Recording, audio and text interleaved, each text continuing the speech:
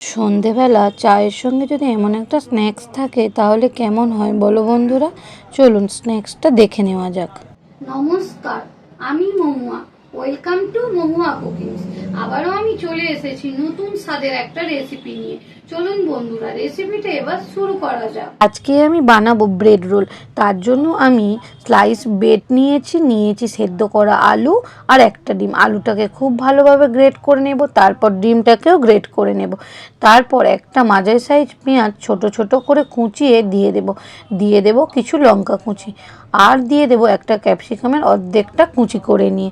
তারপর আমি দিয়ে দেব ওর মধ্যে ভাজা জিরের গুঁড়ো, ভাজা ধনে গুঁড়ো আর 1 চামচের মতো অরিগ্যানো, আর দিয়ে দেব 1 চামচের মতো চিলি ফ্লেক্স, আর দেব স্বাদ মতো নুন।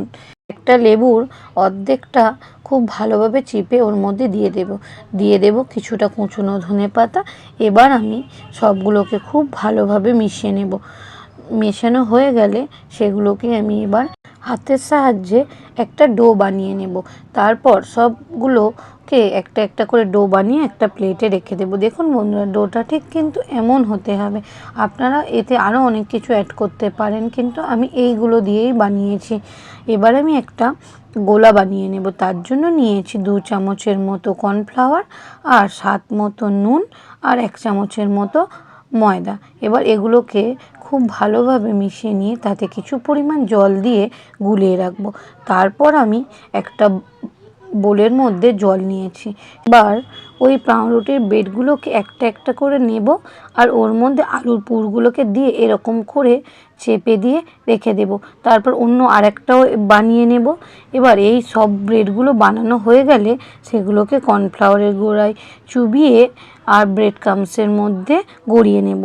তাছাড়াও আপনারা এই পাউরুটির ব্রেডগুলোকে জলের মধ্যে চুপিয়ে হাত দিয়ে খুব ভালো করে চেপে তারপর ওই পুরগুলোকে দিয়ে আর ব্রেড ক্রাম্বসের মধ্যে গড়িয়ে নিতে পারেন। বন্ধুরা, আমার এই ভিডিওটা যদি ফেসবুক থেকে দেখেন তাহলে ফলো, আর ইউটিউব থেকে দেখলে সাবস্ক্রাইব করে দেওয়ার অনুরোধ রইল। এই রকম স্ন্যাক্স আপনারা চায়ের সাথে খেলে কিন্তু খুবই মজা হবে, আর বাচ্চাদেরকে তো বানিয়ে দিলে ওরা হেভি খুশি হবে। এবারে চলুন, এই স্ন্যাক্সগুলো আমার সবই একে একে ব্রেড ক্রাম্বসে গড়ানো হয়ে গেছে।